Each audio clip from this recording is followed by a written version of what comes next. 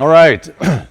Thank you for spending some time this morning to just deal with the subject of music and singing.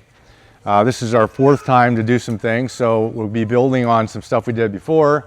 I don't think it'll be like, oh, if I missed the first three, then I have no idea what's going on. I think you'll get it. This is very 101 oriented in terms of music technique and the details. We have a goal of working through all of our liturgy songs that we use on Sunday. So we use the opening, we use the Gloria Patri. We have the Sanctus that we sing. We have Psalm 117, and then the doxology at the end. We're also inserting one called Kyrie. We'll see that today. We've been using that on Wednesdays and Sunday night, I think, maybe during the litany. So we're kind of cycling through all these songs that we use on Sundays regularly. Also, we have Lord's Prayer in there. And when we get to next Sunday, we're basically going to start over. We're going back to what we did the first time, and we're going to cycle through them again. Some of that being so that there's a familiarity, not just with the melody note that you're singing, which is what primarily I hear everybody sing. I mean, there's some that are singing some parts, but we're going to try to get you acclimated to that. There's more creativity there than just the melody. And that doesn't mean that you have to sing a part, obviously. It's just we're trying to get everybody aware and more accustomed to trying or attempting parts. I'm attempting parts a lot more here than I ever did in the last 30 years of my life in church, 40 years of my life in church, where primarily I was always singing lead, the melody note, and everybody else was following the melody note.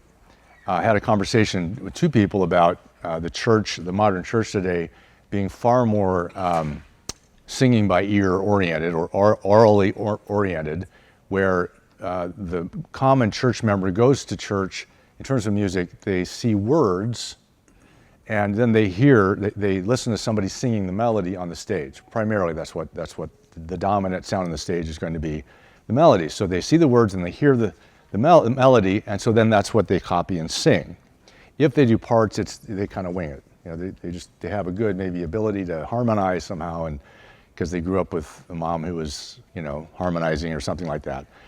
And that might be the extent of parts or any further musical abilities. What we've done in the last 30 or 40 years, and I was a part of this generally in the 80s and the 90s, is we taught our people to put away music, put away the piece of music that you're looking at, like we looked at this one this morning, right? It's all these dots and lines and symbols and letters, and you're like, what in the world? The only thing I know about what's on the page is the words, so you stick to the words, right? But we taught our people to put away the music and to put away the psalms. We put away the psalms and we put away the hymns. We put all the words up on the screen, and we put a singer on the stage who sings the melody, and so everybody is just taught to sing that particular way. And if we're trying to reverse that engine, we're trying to hit the reverse thrusters on a Boeing, landing or something. We're trying to start over again of sorts. You all know how to sing generally, and so now we're just trying to open the door a little more to look at what we're actually holding in our hands every single Sunday. It's a choral book. It's for the congregational choir, and we want to strengthen that choir. We read a couple of verses in the last couple of weeks, Psalm 40, verse 1 through 3. He's put a new song in my mouth. It is a praise to our God. Many will see it and fear and trust in the Lord. I guess that's assuming that the saints are going to sing the song that God puts in their heart. They're going to do something with it. They're going to sing it. Many will fear and will see it and fear and will put their trust in the Lord. It's important for the saints to sing the song that God has given us. Okay. The next verse was Psalm 33. Sing to him a new song and play skillfully with a shout of joy. So we're playing our instrument. Everybody has an instrument. You say, well, I don't play an instrument. Yes, you do. You do it. You have it inside your throat, and it's just there. So you have an instrument, and we're supposed to play that instrument skillfully. So part of what we're doing is developing some of our skill. We're just kind of training ourselves a little bit more with this class. The verse I wanted to mention today was 1 Corinthians 14, where Paul says, even things without life, whether flute or harp, or voice, when they make a sound, unless they make a distinction in the sounds, how will it be known what is piped or played or sung? For if the trumpet makes an uncertain sound, who prepares for battle? So likewise you, unless you utter by the tongue words easy to understand, how will it be known what is spoken? And then Paul later in that chapter says 5 words of understanding are worth more than 10,000 words without understanding.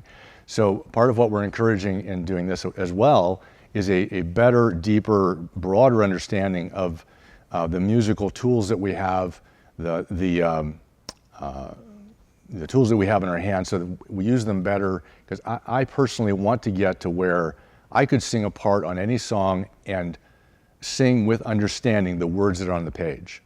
Now, the challenge I've had in the last 5 years here at ROPC is I actually opened a hymnal and the song had more than 3 verses. But that was more than 2 verses. That was challenging. And I got to verse 5 and I'm like, yeah, but there's like 3 more paragraphs over here on the other side of the page. And you got to sing without even, that's a lot of words. I'm singing the entire psalm, not a verse from the Psalms. Okay, I know of what I speak. Okay, I came out of this entire system, a verse of the Psalms, and then somebody makes up another part of it, and a chorus and a bridge and whatever.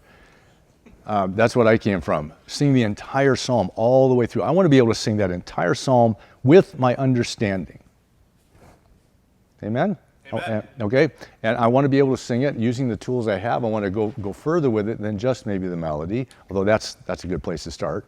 But I'd like to be able to read the bass part and understand what I'm singing about, right? I'm not lost all the time. I figure out the bass. I'm starting to do that better. In the last couple of years, I'm working at it. If you hear me mess up on Sunday, sometimes we do songs that are really easy. This morning was pretty good. So I'm excited about that.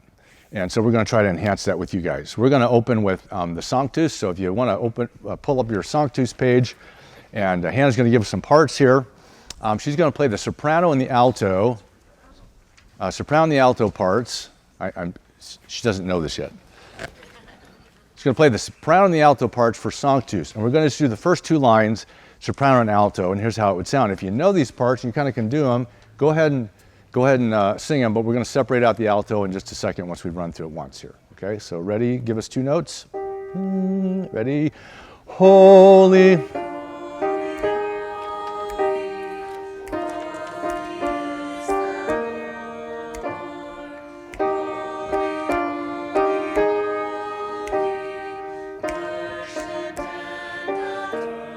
Nice. Some of you have done this before. Great. So alto, let's do just the alto note would sound like this. Holy, holy, holy, holy is the Lord. Holy, holy, holy, worshipped and adored. Nice. Now here's the tenor and bass parts. Now, how many of you guys are part singers? You think of yourself, you know how to sing parts? Any of you guys? Is that yes or like, I have no idea? Maybe. I'm a harmony guy. What does that mean, Peter? I'm a melody guy. Yeah, see. I was pretty sure there was a definitional difficulty there going on, so I think I knew what you meant. I was trying to get you there. So, part singing. Here's the bass and the tenor part. The tenors are singing a part that's usually a little bit above the soprano part. The basses are singing the root of the chord in the terms of the harmony. So let's see if we can do this together. Holy, holy, holy. Same section. Give us 2 notes for bass and tenor. That's the bass note. Where's the tenor note? So holy, holy. John, you want to sing tenor? Sure. Stand up here next to me. Oh boy. Okay. Holy, holy. Here we go. All right. Here we go. Ready? Holy, holy, holy. Holy is the Lord. Holy, holy, holy. Worshipped and adored. You want to try that one more time with the tenors and basses. Ready? Do it again. Let's do it again, Anna. Ready? Holy, holy, holy. Holy is the Lord. Holy, holy, holy. Worshipped and adored. Nice. Now we just need two other guys and we'll have a barber shop going. Okay, so let's all stand together. 4 parts. Here we go. I like how you bob up and down and follow the notes with your hand. Yeah, all we're doing is following the intervals, and we're going to go over that in a minute about those placed on the page. But let's all sing it together. 4 parts. Sanctus. 1, 2, 1, 2, 3. Holy. Holy is the Lord, holy, holy, holy, worshipped and adored. Good, good, good. Thank you. You may be seated. All right, John's, and then you're going to pull out your hymnal and turn to page 103, letter C. We sang it today, 103, letter C. I'm going to turn it over to John. I was definitely ready to sing the tenor part, definitely not the bass part. So that is, I love that. That was great. So good morning, fellow saints, brothers and sisters, or living instruments. So we are going to look at Psalm 103C. Before we jump into that, I kind of want to recap everything that I've talked with you about so far. If you remember from, it's been kind of spaced out with everything. But if you remember, first we talked about alignment, how you kind of the stance of a singer when we're singing, either standing or sitting. So what I want everyone to do right now, and remember, sit forward on your chair, sit up just a little bit.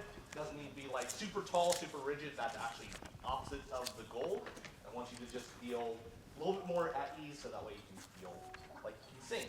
Second week that I gave you guys a lesson was actually for breathing.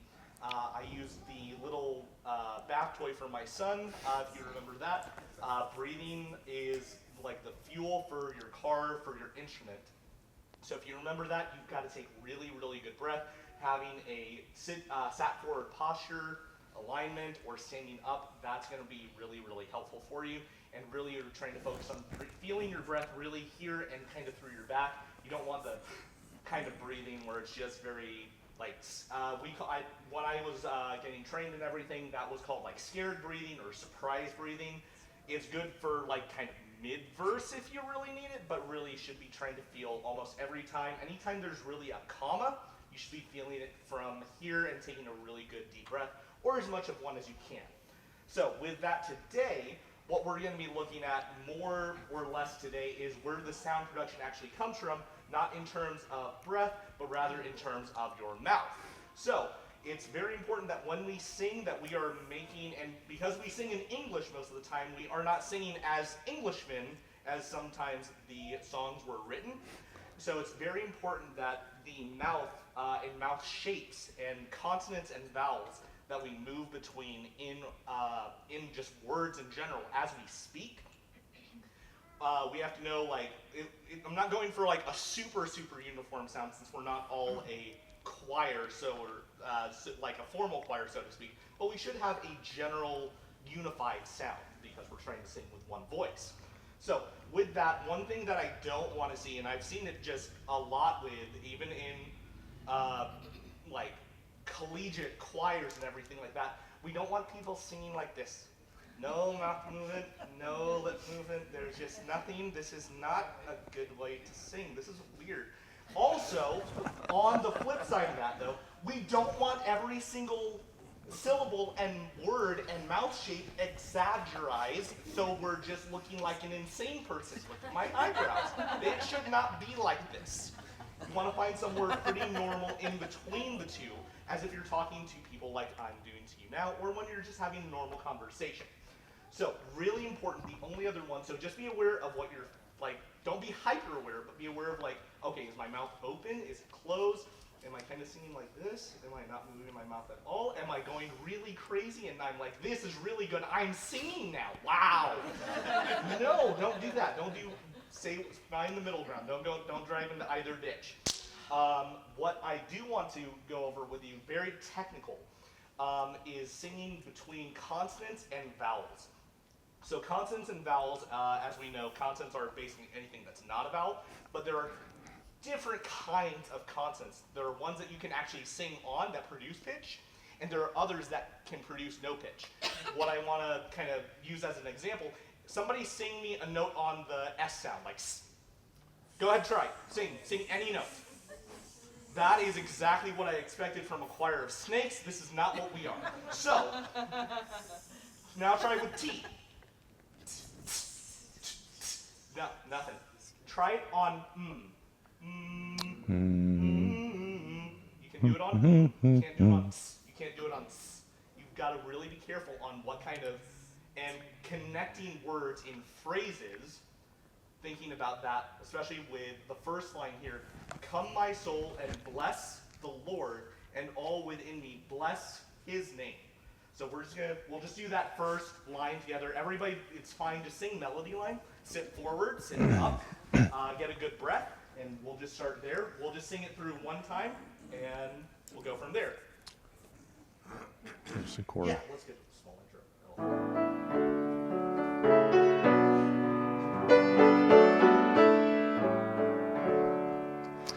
Come, my soul, and bless the Lord. All is in me, bless his name. There we go. Yeah. That's all that we're doing. It also helps if you know the melody line, unlike me. So, come, my soul, and bless the Lord. All within me, bless his name. Really, you're not trying to hold off. Most of singing is going to be done on the vowels. Consonants just kind of get in the way for the most part. The other one, so it's come my soul. You're really just kind of going straight through the consonants to get to the vowel. So it's come my soul and bless his name. Not really staying on any S, any K sound, C sound. All within me bless his name. So the TH also. We're going to be looking at a lot more of these as we go through kind of the rest of the sessions. There's going to be specific ones, especially on the letter R. R gives me such a headache, but it is something that we have to tackle as singers. So, one more time I'll take us, Hannah will help take us through Come My Soul and Bless the Lord. Really focus on just kind of not like, don't speed and rush through, but just focus on getting to each vowel and going from vowel to vowel in each word. So.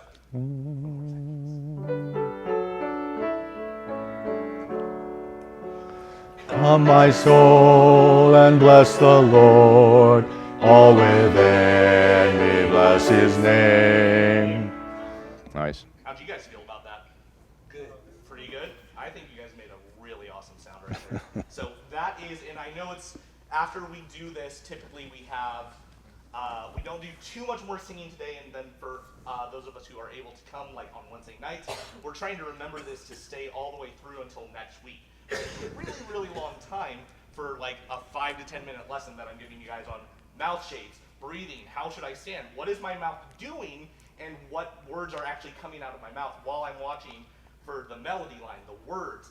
It's a lot to try and keep track of, but that's why I want to, every time that we come along together here, and I'm standing in front of you for the 10 minutes that I've got, I want to make sure that it's like, hey, remember, how are you standing? How are you breathing? Where do you feel your breath? And what are the words that are actually coming out? That's really about all that I've got for right now. I think just try and hold on to this as much as you can. Vowels, vowels, vowels. If you take nothing else away from me today, get to the vowels when you're singing. So, thank you guys so much. Nice. Thank you. Thank you. As John's saying, it's just all about vowels and keeping your mouth open. And from working with choirs over several decades, as soon as I said to the choir, I stop in the middle of the song, I say, everybody just stop. I want you to think about opening your mouth. We'll get to start over. And we'd have a 15 to 20% increase in the volume, the quality, the tone would just be broader, everything is different. Is that because everybody figured out something new? No, they just started thinking about opening their mouth, while they're singing instead of, lazily singing. So in any case, all we're trying to do is prompt this thinking. You walk in, you open up your songbook. Joel says, number 98, Z, and you're supposed to start. And when you start, I want us to think about what we're doing. What are we actually doing? What do I have in my hand? Okay, so when you do open up your hymnal, or you look at, if you want to flip over to the Kyrie, it actually has a time signature on there, I think. Where'd my, there it is. Okay, anybody know what this is called? Oh, it's a ladder. Just, okay, so it's a staff. It's a staff, and in your music, you'll have a whole series in the staff, a whole series of boxes that are delineated by lines. Okay, and we call these bar lines. In every little bar line section, there's supposed to be a specific amount of beats. We call this is the rhythm of music. Music is all pitch and rhythm. If you want to know what the pitch is, you're looking at how high or how low that note is on the staff. That determines the pitch that you're going to sing. Is it a high note or a low note? And then in terms of lateral, this is the rhythm. And so every song has a particular rhythm pattern to look at. So on your worksheet, if you want to look at the worksheet with all the crazy stuff on it, I have a little chart there to the right middle that says time signature. You all see that? Okay, time signatures. Mostly in our hymnal, we work with a time signature. It's called 4/4. The song you're looking at in the Kyrie doesn't have a 4/4 there. It has another one. What is you see what the combination on the Kyrie is? 6/8. It says 6/8. All right. Now, if you want to use your cheat sheet that I put there on your worksheet, you can tell me what do these numbers signify. We have like it looks like a fraction, right, of sorts. The number on the top signifies what? Beats. Beats per measure. We call this a measure. Who made that up? I don't know. It wasn't me. So this is called a measure. That's every bar to bar section is called a measure. In each measure, we have a certain amount of beats. So if it says 4/4 on a song at the beginning of the song, and what did 103? What was that? Yeah. So Psalm 103, that we just sang, had a 4 and a 4 on that, right at the left top corner there. Every section of the music has a number code, time signature we call it. This one, 4/4, means 4 beats in a measure. So every one of these measures has to equal. You have to have 4 beats worth of notes. And the bottom number signifies what? Which note gets the beat? So which note is getting 1 beat? And that's important to say it that way, okay? Which note is getting 1 beat? A lot of our charts and the things we look at in terms of measuring notes are based on 4/4, a common time. And I've been writing a lot in 6/8, which is probably my favorite version of that. If it says 6/8, how many beats per measure? 6. And then which note gets 1 beat? Okay, you say the 8th note. You're like, what note is that? So in this pattern, 4/4 time, a time signature says 4/4, the quarter note, or the 1/4 note, the quarter note, get it? Okay, the 1/4 note, or the quarter note, gets 1 beat. All right? And in a 6/8 time signature, which note would get 1 beat? The 8th note, the 1/8 note, or the 8th note. So, and if we're looking at those as notes, just what they look like, the quarter note's going to be a big dot with a stem on it, right? That's the quarter note. And then, thank you. And then an 8th note is going to look very much like it, except it's going to have a little flag on it. That's an 8th note. And then if you have 2 8th notes together, this is just so that to clear up any confusion sometimes. If there's 2 in a row, often they'll bar them like that. So yeah, that'll be an 8th note.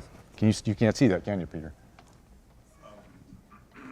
So that I don't get any more confused. Okay. I already am. So on It's melody, Peter. the time signature, it says 6 beats per bar, Yeah, but, that's a and, per bar. This would be a measure or a bar. We call them.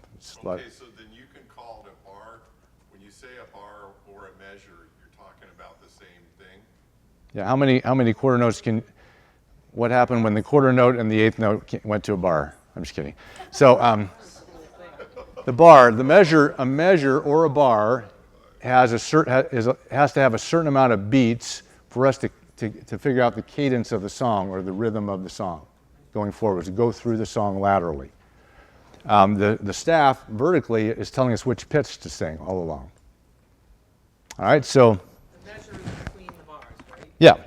yeah, every little section has a certain amount of beats.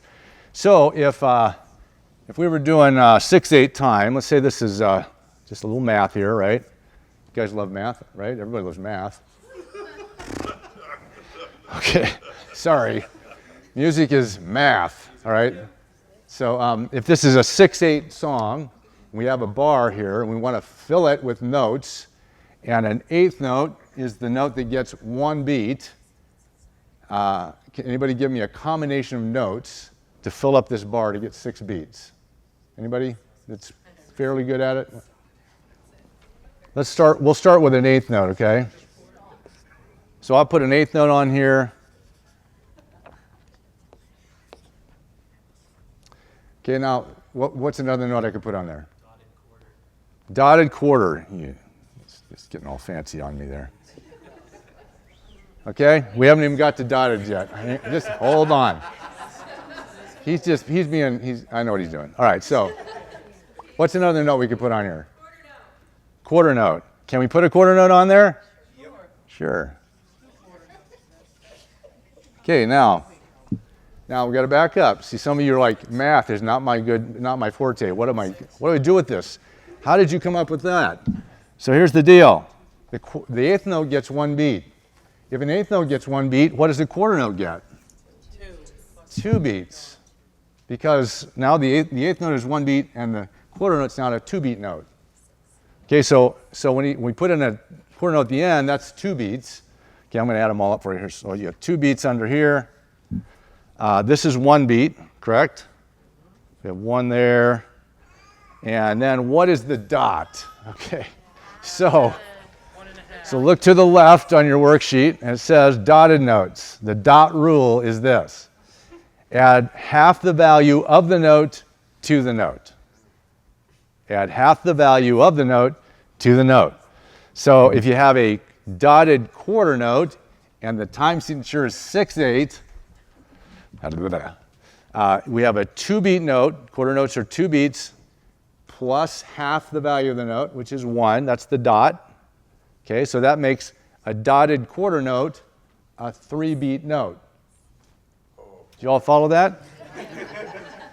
All right, so you got 1, hold on, plus 2, or plus 3, plus 2 equals 6 beats.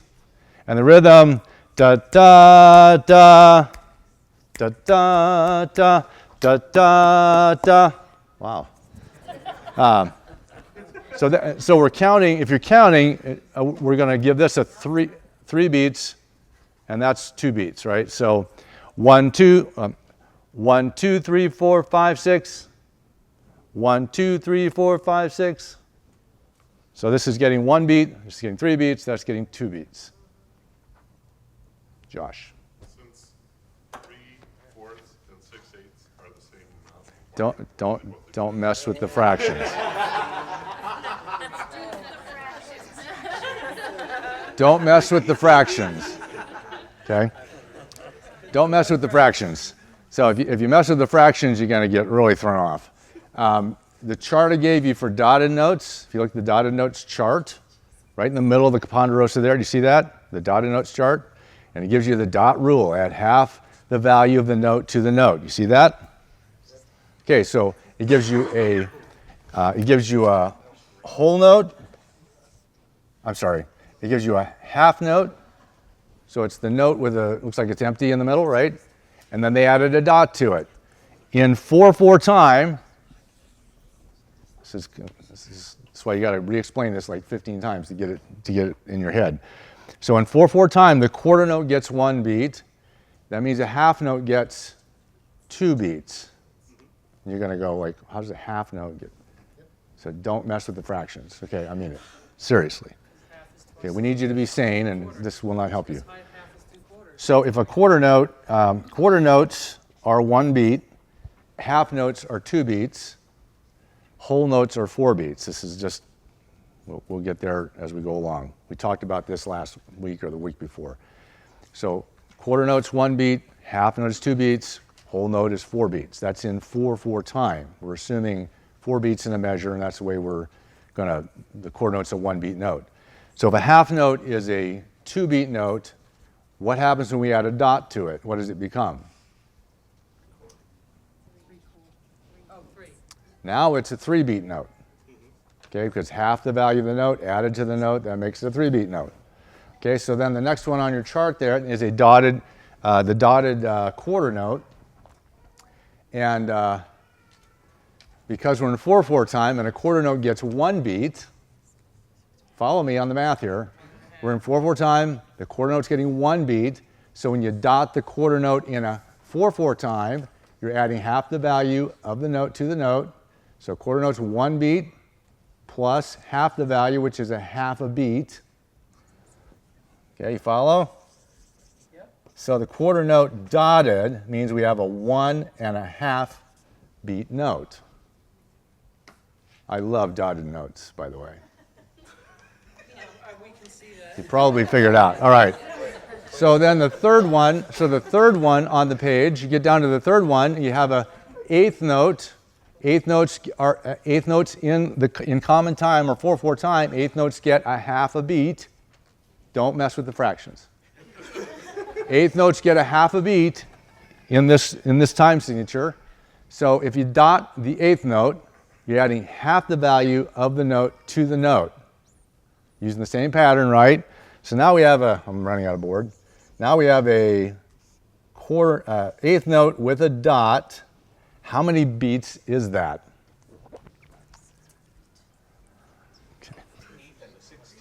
Okay, fractions again here, right? All right. I'm sorry. So it's a 3/4. It's a 3/4 note. Yeah, not a quarter. It's a 3/4 of a beat. All right. So let me calm your fears now. Most of the music in the hymnal doesn't go any further than the dotted quarter note, generally. If it's a song that I'm doing recently, in more recent years, I'm doing a little more with dotted eighth notes. Okay, but in that case, and I'm doing that, I argue that I'm doing it because I'm kind of classically trained and I'm going back to classical music. I dare you to listen to K-Bach for a while and not recognize how much unique rhythms are in classical music. And then you open up our hymnal, and a lot of the hymns are written or rearranged from the 1800s, which basically kind of flattened out. They were moving away from some of the classical, kind of flattened out some of the rhythms, so you have this very staid, mostly 4/4 time, mostly a lot of quarter notes. We have a lot of songs that are really strong quarter notes. Great songs, not putting them down. A lot of quarter note rhythms, very little dotted rhythm styles. Okay, it's a very much more classically oriented. So, now we're going to go to this little worksheet, this little process again. As soon as I figure out where the marker went. If we're back to 6/8 time, and the eighth note gets 1 beat, correct? So an eighth note gets 1 beat now. So ignore my little chart in the middle of your worksheet. Okay, that's based on 4/4, so throw that one out. Now you got to use your brain just to think about it, right? An eighth note is 1 beat now, correct? What happens when I add a dot to the eighth note and we're in 6/8 time where an eighth note gets 1 beat? So now it's a 1.5 beat note. Okay, so now we have a 1.5 beat note. All right, and I did add the dot, thank you. So 1.5 beat note. And so what's partnered with this to make this work a lot in 6/8 time is you get an eighth note with a dot, and then the next note will be what we call the 16th note. It has 2 flags, which makes up the other half of the beat in 6/8 time. Yes? Can you draw those barred together, what that would look like? Yes, it would have been a better thing for me to bar them anyway. Yeah, so we'd have this.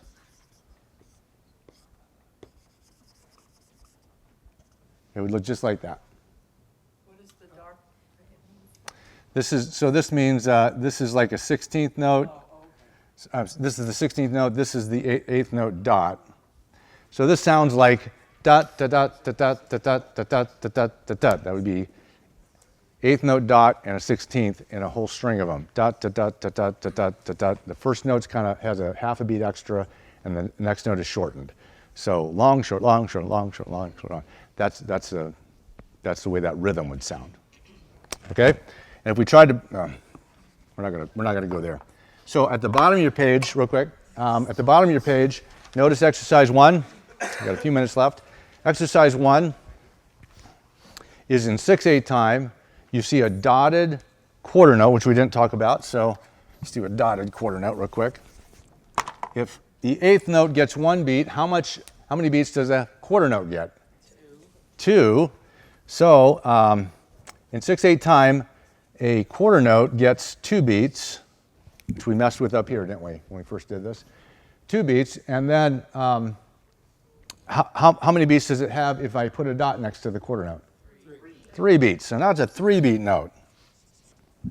So if you look at the rhythm chart, exercise 1, you'll notice the first note on there is a quarter note with a dot. See that? Now we're not dealing with pitch yet. This is just rhythm. So we have a 3-beat note, followed by a 2-beat note, which is the quarter note, followed by a 1-beat note. 3, 2, 1. See that in the first bar? So 1, 2, 3, 1, 2, 3. 1, 2, 3. I'm sorry, it should be 6. 1, 2, 3, 4, 5, 6. Okay, that's how those notes would. 1, 2, 3, 4, 5, 6. The next bar has 2 dotted quarter notes.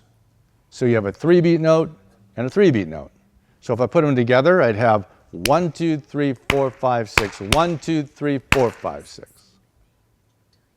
La, la, la, la, la. The next one, oh yeah, go ahead. Real quick, could we get piano playing on when the notes are going in the rhythm? Right, so Know which one? yeah, exercise 1 is not pitch oriented, it's only rhythm oriented. If you were a drummer, you're a snare drummer, and you'd be looking at this, and it's telling you when to hit the drum. Okay, so this is telling us when to sing the note, not which note. If we want a which note, we'll go to a staff, and that tells us. So just use one key for the beat. Yeah, one note. Oh, you're not looking for a pitch? Ready? 1, 2, 3, 4, 5, 6. 1, 2, 3, 4, 5, 6. Okay, so let's do the whole line. See if you can follow the whole line here.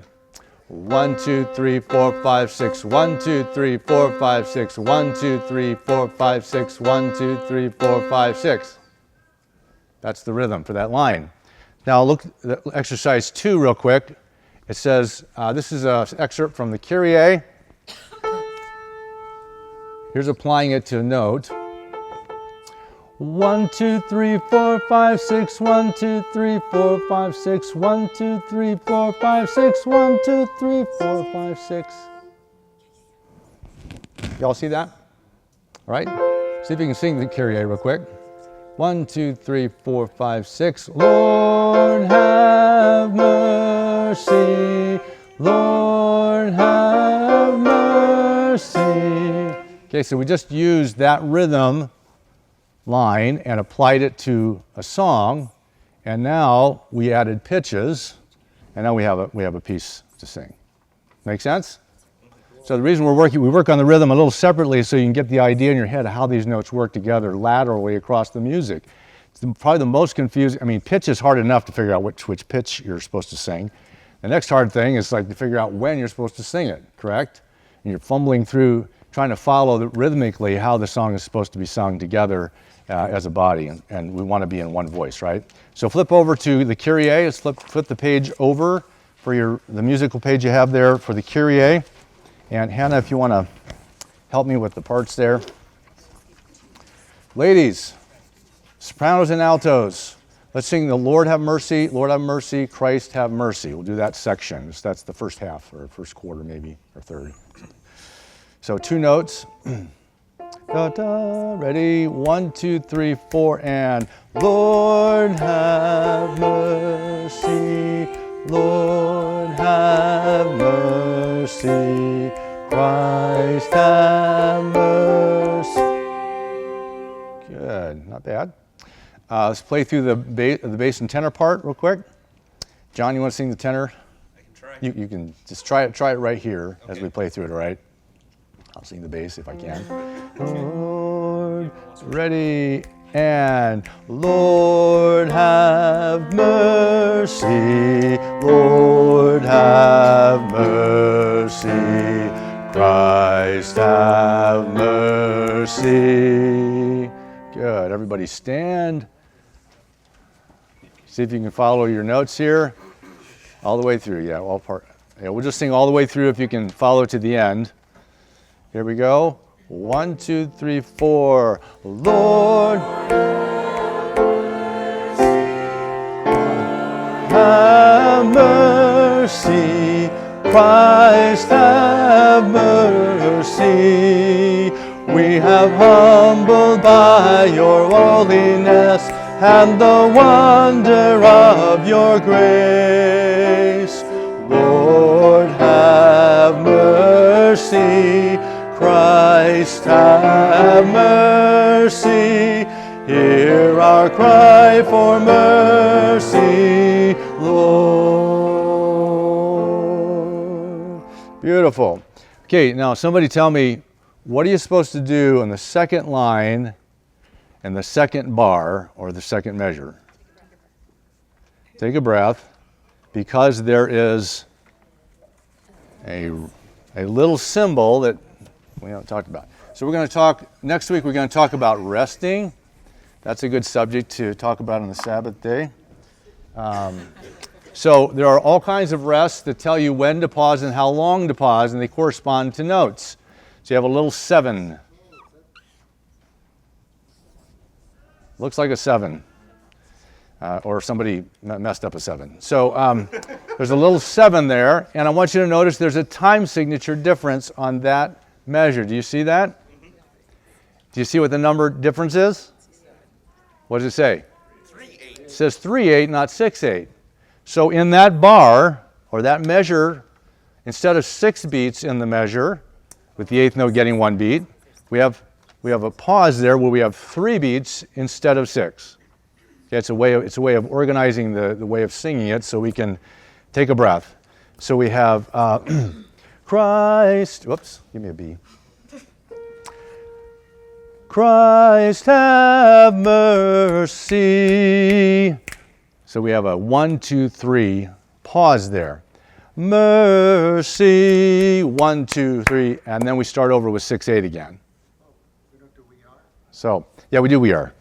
So we and are the beat, the rest, the little 7 is beat 1, the we is beat 2, and R is beat 3, and then we start the 6 count again. That make sense? Now, whether you totally got that and understand exactly what I just said, all I want you to do is recognize that those numbers actually affect the way you sing the song. And you don't have to look at it and go, oh, what happened? You look at it and you go, oh, there's actually 3 beats here instead of 6. And you may not even know how to do that, but at least you'll begin to understand that. Okay, question.